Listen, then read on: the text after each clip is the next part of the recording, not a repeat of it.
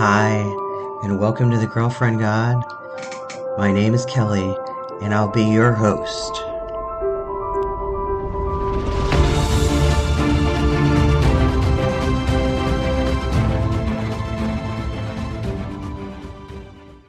Good morning, and welcome to the Girlfriend God. Today we have Kendal Parker back with us, and the description of Kendal and all of her accomplishments and all of her accolades are in the description for the episode. Kendal's been with us before, so today she's going to talk to us about Venus. And so, welcome, Kendal. Hello. Hi. Uh, do you want to start, or do you want me to just kind of rapid fire the questions that I actually have for you today? Completely up to you, however you want to do it. Okay. So, just for our listeners that are less informed about mythology, Venus, all the Roman gods and goddesses have Greek god and goddess counterparts. So Venus is the counterpart of Aphrodite in the Greek pantheon, correct? Yeah. Okay. So I read that in about the 200s BC, the Romans asked her for assistance in battle, and she was a symbol of Roman imperial power. So today, in contemporary mythology and contemporary popular culture even, Venus is always pigeonholed as this goddess of love and beauty. So how did we go from a goddess of war to a goddess of love? Well, with Venus, she kind of encompassed both aspects for the Romans. For the Greeks, she was more on the love side. But for the Romans with Venus, she was strongly halved towards love and fertility and gardens and beauty and things like that, but also to bringing war and imperial power. And particularly, she was connected to the Caesars. Didn't Julius Caesar claim her as an ancestor? Yes. I saw that. Yeah. Yes, he did. He built a temple for her in the Roman Forum as Venus Genetrix, which made her an ancestor of his direct family line, and also as a protector of the Roman people and the Empire of Rome. So she was on coinage, right? Yes, she was. Okay. That was not just during Julius Caesar's reign, also many of the other Julio-Claudian emperors too. Okay. I read that in mythological terms that that Venus is the mother of Cupid. Yes, in some mythology, that's how she is believed to be. And Aeneas, I'm probably not pronouncing that correctly, but I'm not familiar with that figure in mythology. Aeneas, yeah. Yeah, okay. Who was Aeneas? He is the main character in Virgil's Aeneid, which was basically Rome's version of Homer, the Iliad and the Odyssey. And it took Aeneas, who was a man living in Troy when it fell, and how he goes from Troy to Italy and what would eventually become Rome. So he is essentially the founder of the Roman people before Remus came into it. So who was the father of those children in mythology. I think I read that her consorts were two of them, Vulcan and somebody else. Yes, Vulcan is the Roman version of the Greek Hephaestus, Okay. and he was her lawful husband. Okay. But of course, she also had relationships with Mars, Right. and had children with him, and she also had relations with mortals, like Aeneas's father. So she had a lot of kids, in other Yeah, words, yeah. by different fathers. Yes, shameful. I know, shameful, shameful. She certainly wasn't the goddess of chastity. No. um, I wanted to ask a little bit about, because this is something that you might not know, is her association with the planet Venus. I don't know how much you know about astrology. I know of her links to the constellation Pisces, but as to her connection with the planet, I've never been able to find any information about that. So I know a little bit about astrology. I have a personal astrologer, so when I have questions, I just ask her. Okay. Um, what I know about Venus is that wherever Venus is in your natal birth chart, right? Mhm. Venus governs obviously courtship, adoration, as well as like personal tastes and aesthetics and kind of creature comforts and right things that we find beautiful, and kind of tangentially she's associated with wealth, which is another pleasure, right? She's like the pleasure planet. And so Venus takes 225 days to complete its orbit in the zodiac, but she's also never more than 47 degrees from the sun. And feminine energy rules Taurus and Libra, and Venus rules the second and seventh houses. And so there's 12 houses in your birth chart, and all the planets fall into one of those houses. So depending upon where she's at in your chart will determine kind of how much of an influence she has in your life. The second house is the house of value, possessions, material wealth, anything that's kind of tangible. The second house is all about how we relate to abundance and lack, and how we assign value to things in our world or in our worldview. And the seventh house is, of course, the house of partnership and marriage, but it's also kind of all relationships, right? Like familial, platonic, but obviously Venus being Venus, the emphasis is on romantic relationships. But in a broader sense, it's kind of all about, the seventh house is all about relationships in general. So that's me teaching you. And like I said, the only reason I know anything is because of Google and my own personal astrologer, my friend Rachel. So Okay. the only other thing I wanted to ask about was, so Venus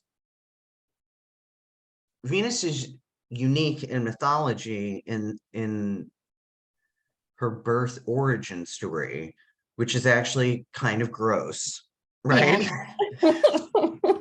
My understanding is that she was already born in adult form from the sea, but she was produced by, let's see what my notes say, by the severed genitals of Caelus. Caelus, is that right? Or Uranus? Yes. Caelus in Greek, Uranus in Roman, is that? Yes, I know him as Uranus, but yeah, that sounds right. Okay. So my notes say Roman theology presents Venus as the yielding, watery female principle, because the energy of water is often associated with feminine energy in astrology and witchcraft and all that other stuff. But yeah, like can we talk about that gross Yes, of course. birth origin? I mean, what the fuck? That's what I have to say about that. What the fuck? Yes, the first time I ever encountered the origin story of Venus, I thought the exact same thing. But then looking into how she was viewed in different times by different people, it kind of made sense, because particularly as Venus is viewed by the Romans as this goddess that can help them in war and peace and love and hate, I thought that connected quite well with how she was born from violence in that way. Right. But I also, mean, they could have cut off his arm or something. You know what I mean? Did it have to be the genitals? well, the wider story is Gaia and Uranus were a pair, and Gaia essentially decided, I've had enough of this romantic relationship. I don't want it anymore. And so she convinced one of her sons to sever Uranus's genitals so she didn't have to sleep with him anymore. He cut them off and threw them in the sea. And then from that, Venus was born. Okay. But like I said, I mean, that is unique to Venus. I don't know of any other birth origin stories that are anything quite like that. No, I mean, obviously, Athena was also born fully grown, Right. out of Zeus's head, but not quite as gruesome as Yeah. Aphrodite's. So she has that claim to fame. And it's like, once you know that, you can't not know it. Right. You're never forgetting that. That's going to haunt you forever. Right. And just the imagery of that is, yeah. So, all right. Those are all the questions that I had. So, unlike when we talked about Kabbalah, I'm going to let you just talk about Venus, and I will Okay, occasionally interrupt you with questions, if that's all right. that's Because perfect. that's how we roll, right? Yeah, that's fine. Okay, so I'm going to talk mostly from the perspective of her as the Roman goddess, but I will bring in connections to Aphrodite where it's necessary. Okay. So to the Romans, Venus was the goddess of love, beauty, desire, gardens, prostitutes, and the fertility of the earth. But importantly, she was also the goddess of conflict and war. She holds sway over the desires of all living things, whether they're immortal, mortal, or animal. She is in charge, basically. Not even Zeus is powerful than her. So that means she's in charge of all the other partnerships between gods and goddesses. Yes, nobody is immune. Okay. Well, that's Um, where we get the beliefs about Cupid, right? Which was her son. yes. She has been around for about 5 millennia. And she morphed from the goddess Inanna and Astarte, which were Mesopotamian and Babylonian goddesses. From them, she's developed into obviously the goddess we know today. However, the name Aphrodite wasn't used until around 740 BCE. And the earliest physical evidence they've got of this name was in Rhodes. They found a drinking cup, and on the drinking cup it was inscribed, "I am Nestor's cup, good for drinking. Whoever drinks from this cup, immediately desire will seize him for the beautiful crowned Aphrodite." Before this time, there is no mention of that name. That's interesting. Yes. The name is a source of debate. Some scholars believe that the name comes from her ancestor goddess Astarte, who is also known as Astaroth, that means shining. But other scholars argue that the Greek word aphros means sea foam, and therefore the name Aphrodite came from the Greek to represent her connection with her ocean birth. Right. Either way, from the 8th century BCE onwards, Aphrodite and Venus as we know her today came into existence. Her chief sanctuary was in a place called Paphos, which is known today as Cyprus. I don't know if you've listened to the episodes I've done by myself, but I have a very difficult time pronouncing things like what you just said. Well, it was believed that when she grew out of the sea, Mhm. the first land that she came to was Paphos or Cyprus. And so this became her sacred home. She had a sanctuary hidden here that was supposedly hidden behind golden gates and decorated with beautiful, elaborate gardens. Her priestess and worshippers would go there and offer her foliage and fruits and honey and burn perfume oil and incense. As she was the goddess of life, blood sacrifice was not acceptable. But she was also quite sacred to the island of Lesbos, which was the island home of the poet priestess Sappho. Now, that I'm familiar with. Yes, recent studies have said that Sappho was the high priestess to Aphrodite, and she would teach young girls in the ways of worshipping the goddess and about life going forward as young women. They argue that her poems weren't actually strictly poems, but actually hymns to Aphrodite that she would sing while the young girls danced and praised the goddess. That makes perfect sense to me. That they were hymns. I don't think that's a stretch of the imagination. I think that's quite likely. Yes. Interestingly, also on Lesbos today, young girls reaching puberty do still dance and sing the hymns to Aphrodite like their ancestors would have done. So the island of Lesbos is like, that's kind of like it's like the holy lesbian pilgrimage is to go to the island of Lesbos.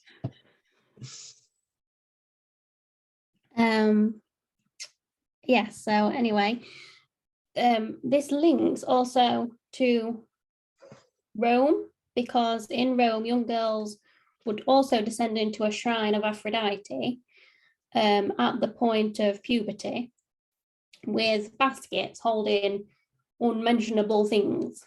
The girls weren't allowed to look at what was inside these baskets, but scholars believed they were likely votive body parts. Also kind of gross. Yes. But they would take these offerings down into Aphrodite's shrine, forbidden to look at what was inside. Mysteries would happen down there, and then when they came back, they were women, basically. Okay. So they'd go in as girls and come back as women. It was an important rite of passage for young girls. Okay. Well, let me interrupt you to ask. So you said something about Astarte and Anath? Inanna, yes. So the episode that I just did about Sophia and Asherah and the Shekinah. Mm-hmm. So Asherah, Astarte, and Anath, those were the three great goddesses of the Canaanite pantheon. Oh, okay. Yeah, just adding what little bit of knowledge I have. Okay, Was carrying it? on. Yes, carrying on. So Venus was married to the Swiss god Vulcan, according to myth. This could be due to her connections to fire and metallurgy, which was very prominent in her worship going all the way back. Right. And in elemental magic, fire is very much a male energy. Yes. Water is female, fire is male. I don't particularly like that since I like when I practice witchcraft, I said I was a fire witch. I'm a fire sign. Anyone who knows me will tell you that I'm kind of all fire all the time. I'm a lot. I'm a lot, I'm a lot. Yes.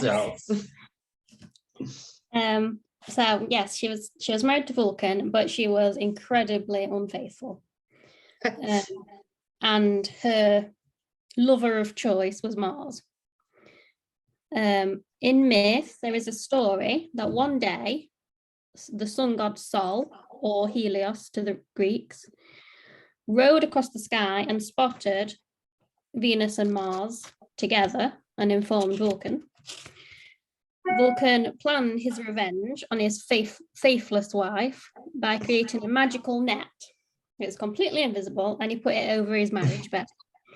And then he pretended he was going on a journey. So Venus took Mars home and decided they were going to make use of him not being there. And when they got into bed, the net fell on them. So then Vulcan came back, bringing all the male gods to laugh at them, basically, and cause a scene. And they remained there until Neptune convinced Vulcan that's enough, let them go.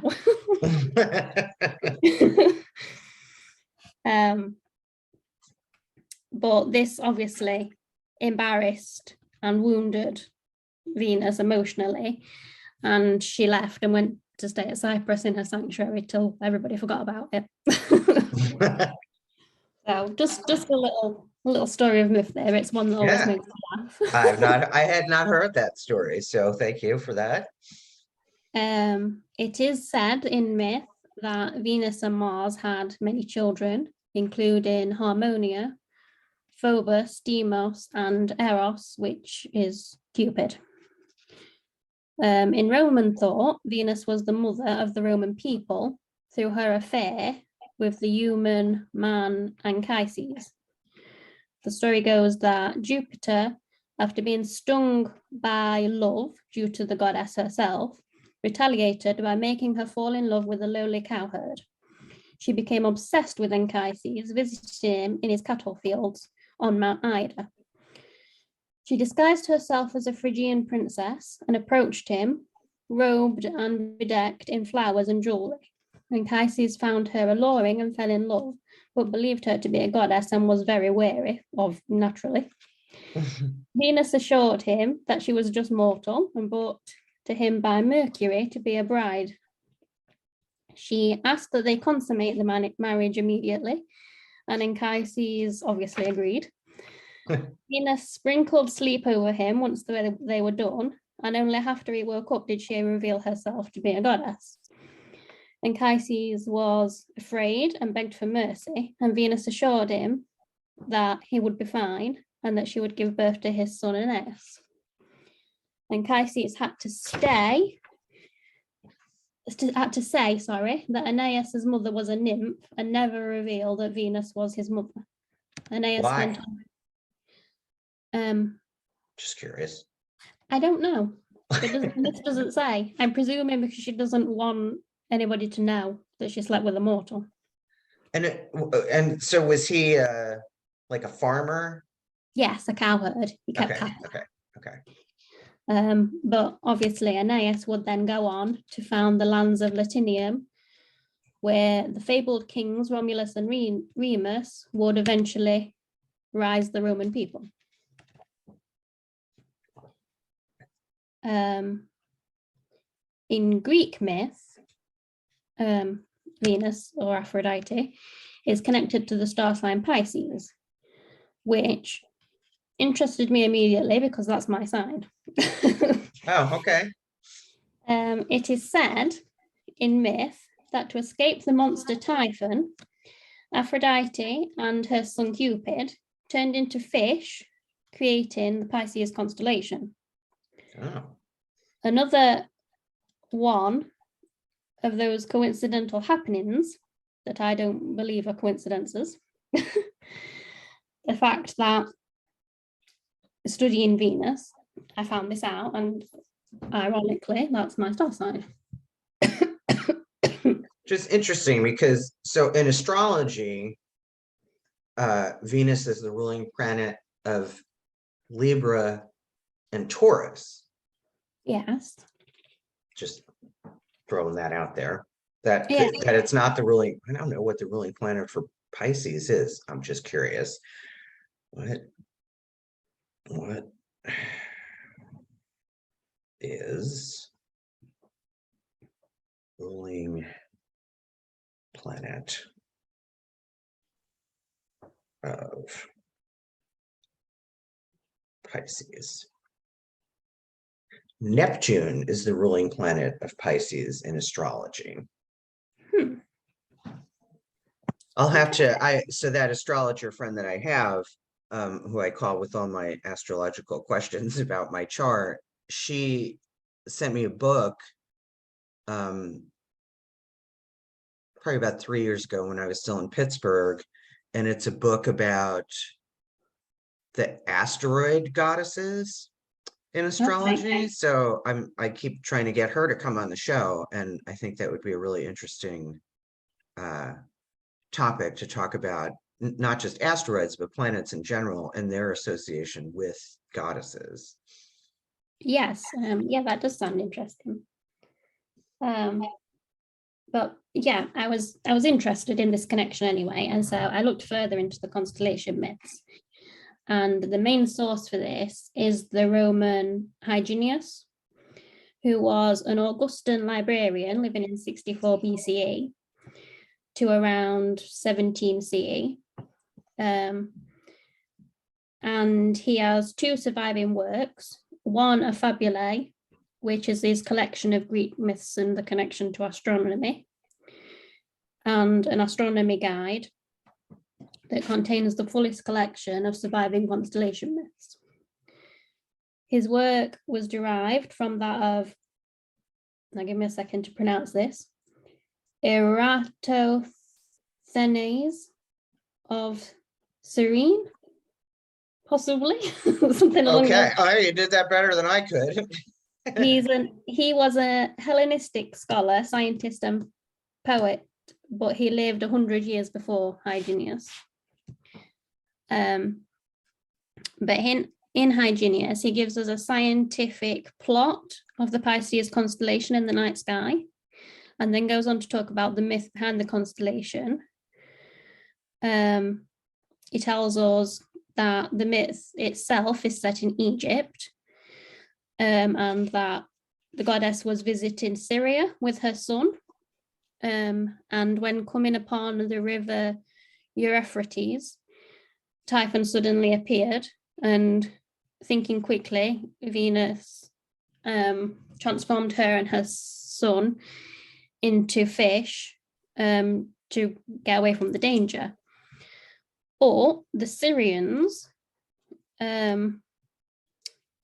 abstained, supposedly, from catching and eating fish in this river from then on, in case they seemed to be reaching the goddess's refuge. Ovid talked about this myth in his book, The Fasti, and he states, instead of turning into fishes, it was the fishes in the river themselves that saved the goddess and her son.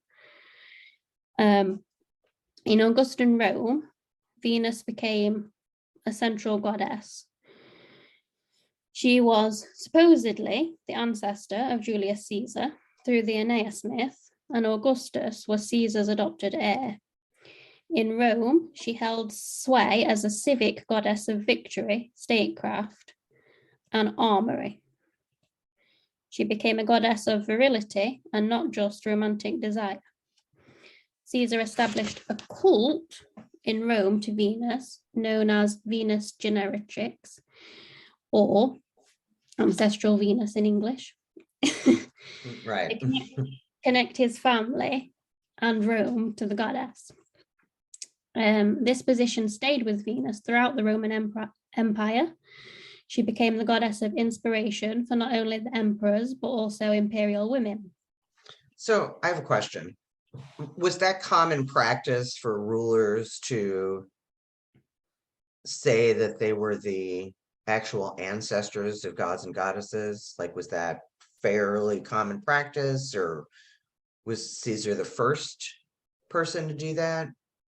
Or did everybody run around saying, I'm the mother of Venus, or I'm the daughter of whoever, or I'm the son of Hercules, or, I don't actually think it was common. I think Julius Caesar might have been, if not the only, one of the only emperors to do that. Most Roman emperors was just happy to be descended from Romulus and Remus. Right. I wonder if, like in movies and television, you always see like the unwed mother telling their child stories about who their father is. I wonder if all the quote unquote loose women of Rome did that with their kids. They were like, well, really, your father is, whoever, some Yeah. some Like, god, you or could think that. Like, you could definitely think, I could see that happening. bunch of Roman kids running around thinking their father was, I don't know, Zeus. Maybe not in Rome, but I mean, look at, for example, like Achilles and Heracles that were supposedly sons of Zeus. Right. Like, I can see Greek women like this is what happened really.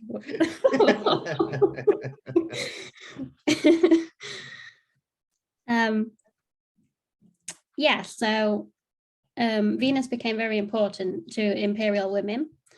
There's been marble portraits found to have become popular in imperial Rome, where they would have the body of Venus with the head of women from the imperial house.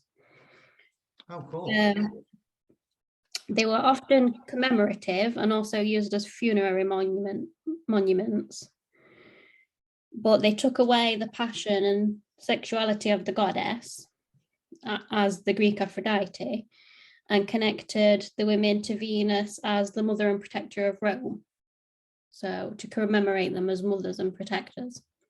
So just another way the Romans desexualized Greek goddesses, which was fairly common. Yes. As we've discovered on this show through you and Carla. So Venus remained a powerful central goddess in Rome until the arrival of early Christianity. But even then, she wasn't removed entirely. She was pretty much immediately linked into Christian belief by connection to Eve, the first woman, obviously, in the Garden of Eden. Except she wasn't really, Lilith was, but that's another episode. Yes. And she was also incorporated into the cult of the Virgin Mary. Not as much as Cybele was, but still there. She was tarnished into something to be seen as shameful by Christian thought, because in Christian thought, women were inferior, sin-riddled creatures. Right. So Christianity both made women free because it told them, these Roman practices aren't right. You're not only there to bear children, you're there to spread the word of God. But it also caged them more than ever by then saying, but you are full of sin and you will do as you're told. Right. So Venus, as a result, was disgraced, and yet she kept showing up throughout the early Christian world. the newly Christian Roman Empire temples to Venus were destroyed and dismantled and turned into chapels. But inside homes throughout Christian Rome, she was lovingly displayed, most famously by the Christian eunuch Lausus in Constantinople. He took the Cnidian Aphrodite statue and put her on display in his palace before it was burnt down and the statue lost in 475 CE. Her images also decorated Roman baths all over the empire, even to this day. Until the 5th century CE, women would ask Venus for advice before agreeing to any marriage proposals. But Christian thought kept fighting against her, demonizing her in literary texts, destroying her idolatry, and condemning her worship as demonic and pagan. Venus would not sit idly by and she would not be destroyed. She changed forms and took on the guise of the Virgin Mary, or rather, worshippers disguised her as the Virgin Mary. Right. Well, Yeah. that's kind of like, it's sort of like, it's kind of an adjacent reference. So the religions of some, not all, but the religions of some Latin American Catholic cultures, hidden within them, including in idolatry and symbolism, are these much older representations of Haitian goddesses and Creole goddesses. And so you can be a strict Catholic, but still worship these, what would be considered pagan goddesses, right? So it's interesting to see how in contemporary culture that if you look deep enough, there's some other non-Christian thing rooted in the Christian thing, particularly the Catholic thing. I think I want to do an episode called "The Pagans Are Here and We Want Our Holidays Back." I love that. But yeah, pretty much the same thing was happening in early Christianity. And there are many signs of this connection of Venus to the Virgin Mary in early Christianity. Obviously, the dove was symbolic to Mary. Right. And a monastery in Cyprus, or Venus's homeland, claims to have a magic belt blessed by Mary, which is visited by many women in need of spiritual aid. The monastery is known as Panagia Aphrodisia, and the whole mountain was sacred to Venus and Aphrodite before the rise of Christianity. This belt resembles Venus's girdle, which held all of her power of love. And the connection is not a coincidence. To the Romans, Venus was the protector of Rome, the protector of family and nurture of children, and this concept almost exactly replicates onto the mold of Mary. The transformation is kind of obvious. In Renaissance, Venus made a surprise comeback in her own original guise as the goddess of love. She became an obsession for women of the time and a muse for Renaissance artists like Botticelli. Religious men would condemn these artistic renderings, but Venus prevailed, and 300 years later, the Pre-Raphaelites gave her another rebirth, resulting in William Shakespeare, the 16th century playwright from England. Shakespeare knew Venus, knew the myth, knew the artworks and the controversy surrounding her, and he knew that she had something worth immortalizing. So in 1593, the first ever play he wrote was titled Venus and Adonis, and it was inspired by Ovid's Metamorphoses. In his play, the I'm goddess... sorry, I was just going to say, it's interesting that going back to what we were talking about earlier, if she's the goddess of all things we find beautiful, it's not surprising that she was often kind of reinvigorated by art, right? I mean, Venus is part of the Sistine Chapel painting, right? She's in there, right? Everybody thinks about that painting and thinks about just that one image of God reaching out to man, but that's a very large painting, and there's a lot of other stuff in there, including Venus. So I just think that's interesting that she's a goddess that's continually given new life by artists. Yes. So in Shakespeare's play, the goddess hunts naked for Adonis, who she's besotted with, and very explicitly offers herself to him when she finds it. Before the culmination of this, Adonis is gored by a wild bull and dies. And the ground where Adonis' blood is splattered grows anemone flowers. A new myth gives new life on the stages of Elizabethan England. And in England, Venus's worship again became known amongst a small, well-to-do circles of high-born men.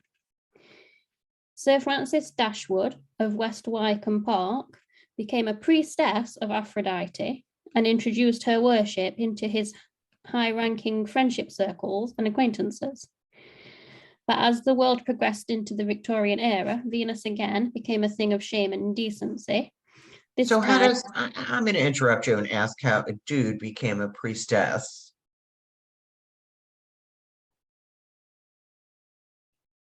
That is my fault entirely. I just presumed priestess. So really, he was a priest.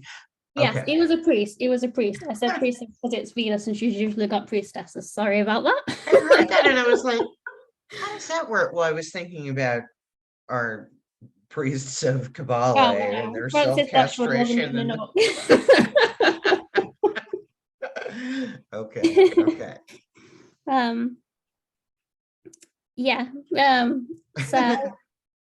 So the Victorians didn't like how she was being viewed and used by men,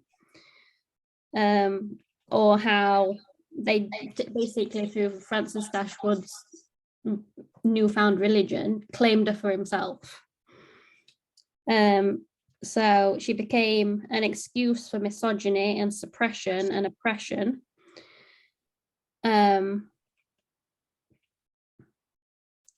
Today, she has been changed again. In the 21st century, Venus is now seen as a strong and powerful goddess. She is a sign of female strength and female power, female divinity. And in a growing feminist world, she has been reclaimed and stands tall again as a woman to be feared and revered, like she was for the Romans. She is the goddess of life itself, bringing love and desire and conflict into the hearts of all mortals, men and women alike, and is worshipped again today via pagan religions. Right. Yes. Right. I mean, the neo-pagan movement brought a lot of these ancient gods and goddesses into the mainstream conversation. You know what I mean? So when you were doing research for this episode, I mean, you know what I like to bring into my show, which is your emotional and spiritual experience. Yes. I mean, did you have any kind of emotions about it? Doesn't it piss you off to see all these Roman goddesses that are kind of, adaptations of Greek goddesses that are adaptations of goddesses that came before the Greeks and Romans, and they've slowly either been turned into something that can be, tamed and controlled, or turned into something that's demonized and evil and sinful and all of that. You know what I mean? Doesn't that piss you off? Yeah. It pisses me off how when Christianity comes into play in the early Christianity in Rome, how all these goddesses all of a sudden are all evil and all women are evil, and that this is all down to a select group of men that's decided this, and everybody's just like, oh yeah, we're going to believe that. Right. Like, it annoys me that somebody could just come in and say, this is what's happened because I've said so, and everybody's like, yeah, that makes sense, we're going to believe you. Right. That annoys me. It annoys me too. I mean, because we've seen it again and again and again and again and again and again and again. I mean, it's just like, I think in contemporary culture, we think that, the patriarchal control of women started, like in the 80s with Reagan, but it didn't. It started long, long, long, long before that. I mean, we had, it's why people say a woman shouldn't run for president because the country's not ready for that. Well, guess what? The country is never going to be ready for that. I'm talking about us in the States, of course.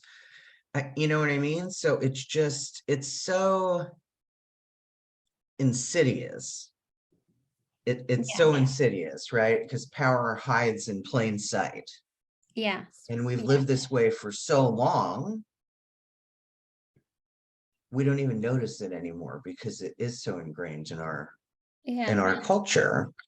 And at the end of the day, all of these women, all of these female goddesses were demonized because it has been hammered into the hearts of men since even before Christianity that beautiful, independent, powerful women are to be feared.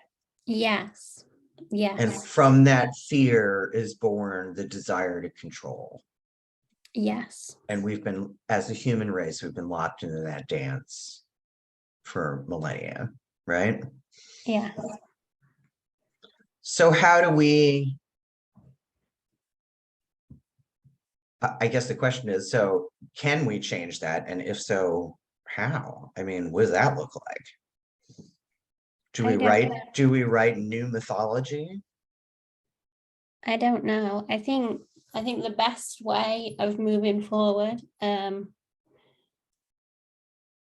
a species is to educate and to learn. I think learning about the ancient world and their religions and their mythologies, right, and comparing them to later religions and mythologies and contemporary religions and mythologies, and learning how they all interconnect and where certain ideas came from is the best way of moving forward into something better. I think very much that education and awareness is the best way forward.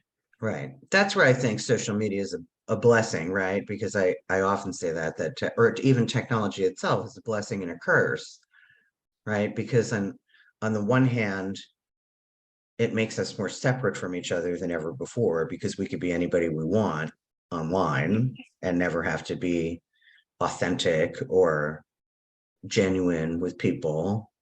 But on the other hand, it's given us access and connection to not only information, but people all over the world. Yes.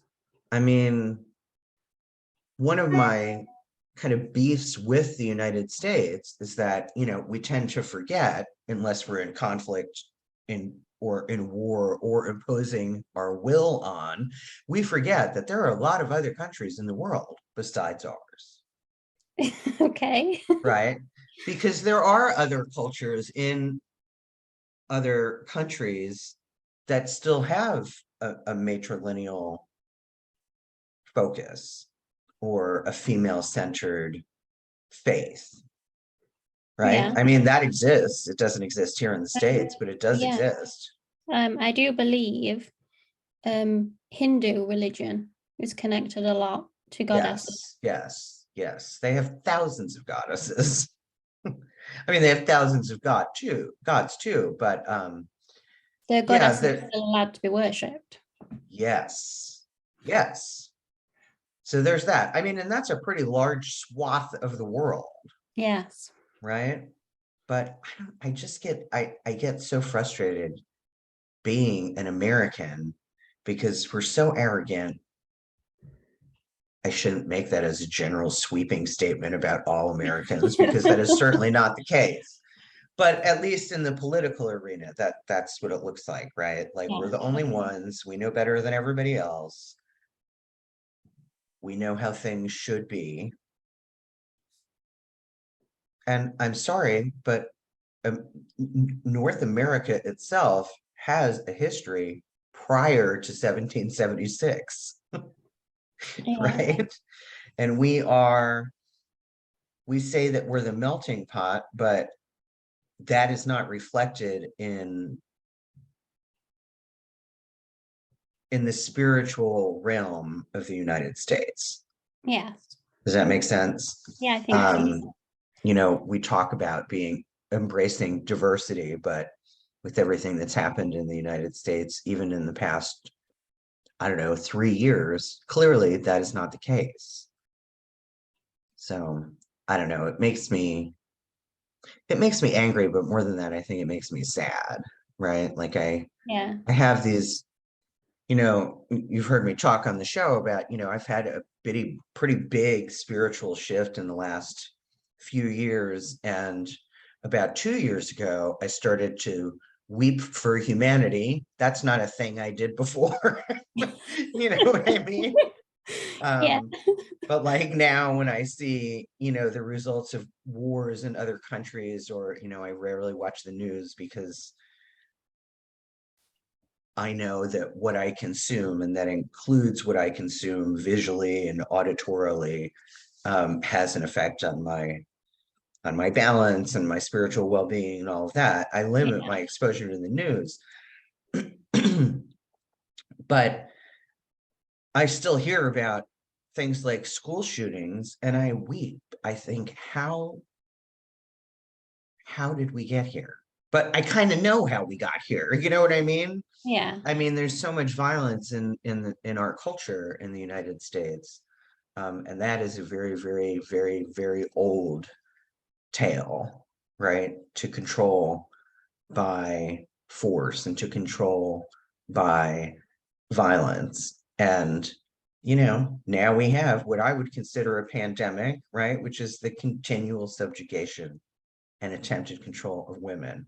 And that's been going on in this country and in other places in the world for a very, very long time. I mean, you know, I bitch about the United States, but we're not, like, we don't commit female genitalia mutilation, right? Like that happens in other countries. So I guess in that regard, I should be grateful. But still, it does. It makes me sad and it makes me weep. And I don't know. I'm glad that people that are younger than me are hopeful that we can turn it around, because I don't see that happening in my lifetime. I mean, I'm 50, Yeah. so maybe in your lifetime, maybe in your children's lifetime, but personally, as someone who's usually optimistic, I'm not about the human race as a whole. I'm not No, I don't optimistic. believe. I think that she is ready to wipe us off the board and she's ready to start over. Yes. Start Um, over. And yeah. I have this image in my mind of when she does that, because I think she's been doing that for thousands and thousands of years, wipe the board and start over, right? We think we're so unique, but you've probably heard me say this before. For all we know, we're like version 8,742 human. You know what I mean? Yeah, I often think about that because obviously my studies relate so heavily on myths from different cultures, and I find reoccurring themes. And the Christian story of Noah and the Ark, I have found in Greek mythology, and I have found it in Egyptian mythology and Mesopotamian mythology. So this tells me either the earliest point was the original story and everybody else has copied, or this keeps happening. Right. When I had my interview with C.G. Dolan and the talk that he did on the, on the fall of feminine power and the dethroning of the goddess and all of that, he talks about that. And it's like people have no idea. I think he specifically mentioned the story of the birth of Jesus and the mythology of the three wise men. Okay. That appears in many other cultures prior to Christianity. And in some of that mythology, it isn't three wise men, it's three wise women. Oh, So, but like as you said earlier, if we don't tell people these things, how are they going to know? exactly. The trick is to get people to want to know, Yes. You have to right? start them young. Like I've started teaching from since she was old enough to understand. Like this is Right, what you're going to know. right. Particularly helpful during lockdowns and I had to homeschool. Like that's all we studied. Right. So a little later in the season, I'm going to do an interview with Minette Chilson, and she's one of the authors for a company called Girl God Books. And Girl Okay. God Books, like that's their whole jam. They publish children's books about different goddesses Oh, that's brilliant. and coloring books and things like that. And I think the woman who founded that organization she's in some faraway place, Norway maybe, I don't remember. But that's all they do. But then, if you ask 9 out of 10 people, have you heard of Girl God Books? They're going to say no. This They're going is to true. say no, right? I mean, like I know other people who would call themselves pagans are interested in that. I don't know. Maybe the neo-pagans are going to save us all. You know what I mean? Because Yeah. it's the most prominent movement in, at least in the United States, and I assume elsewhere, that is bringing this ancient information to light. The problem then, of course, becomes the internet, if nothing else, is information overload. And how do you know what is accurate and what is true as opposed to what isn't? So I don't know. Like I said, I'm not particularly hopeful that we're going to turn it around in my lifetime, but I do believe that when we are wiped off the board, as inevitably we will be, And that then the next version of us will return to being a goddess-centered, matrifocal, matrilineal society. Because that's how this version of us, that's how it was in the beginning. yeah. So maybe this time that beginning will carry through instead of being overridden by something else, right? Like I have this image in my mind of every time we get wiped off the board, right? She's got like I don't know, like a wise council that she meets with, and they talk about what went wrong. So I envision that this time they're going to say, you know what, the whole gender thing, that didn't really work out. Wealth, maybe we're not going to do that this time. Masculinity equals violence, maybe we will redirect them this time when they start to think that, you know what I mean? Yeah. So I don't know. Like I said, I'm a pessimistic optimist. That makes sense. So well, thank you, Kendall, for doing this with me again. And It's in okay. another couple Yeah. weeks, you and me and Carla are going to spend a lot of time talking about the Virgin Mary. I'm super excited about that episode. I am too. I've been doing lots of research. Yeah, yeah. And I'm sure she has too. So, Yeah. Saying that, upon my research, I've also found connections with the Virgin Mary to obviously Cybele and Venus, but also the Egyptian goddess Sekhmet. yes, that makes total sense. Yes, And there are probably others.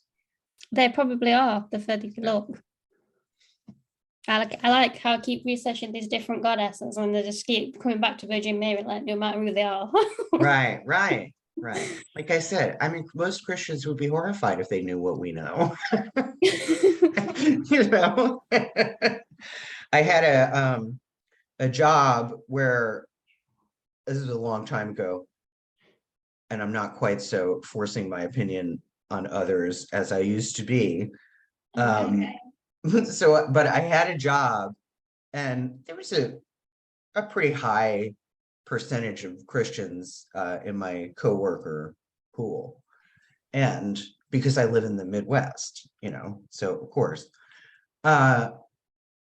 And so when every Christian holiday would roll around, I would send out a company-wide email explaining the pagan roots of this holiday that they were about to celebrate. No one ever responded, and no one ever told me to stop. So I continued to do that for probably the first 5 years that I worked there.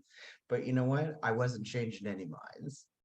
No, but they didn't tell you to stop, so maybe they were reading and then thinking, I'll store that information, but I'm not going to tell anybody because Right.